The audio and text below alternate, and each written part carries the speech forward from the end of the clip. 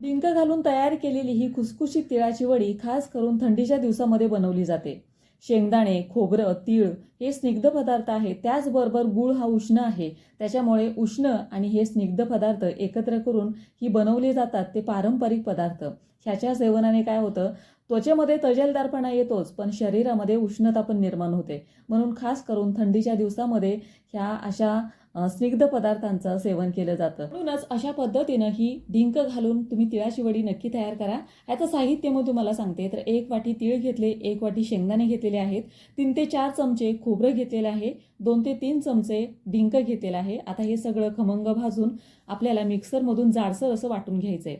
कढईमध्ये मी तूप घेतलेलं आहे, त्याच्यामध्ये डिंक सगळ्यात अगोदर आपल्याला तळून घ्यायचं आहे. डिंकाच्या छान अशा लाह्या झाल्या की ह्या तुम्ही हाताने किंवा एखाद्या पेल्याच्या साह्याने बारीक करून घ्या. त्यानंतर कढईमध्ये 1 ते 2 चमचे तूप घ्यायचं आणि हा गूळ आपल्याला वितळवायला ठेवायचा आहे. 200 ग्रॅम एवढा गूळ मी इथं वापरलेला आहे. गूळ वितळला की जे बारीक केलेलं साहित्य आहे ते ह्याच्यामध्ये घालून व्यवस्थित असं मिक्स करून घ्यायचं. वेलची, जायफळ पूड टाकायची आणि जोपर्यंत हे मिक्स होत नाही तोपर्यंत आपल्याला हलवत राहायचं आहे.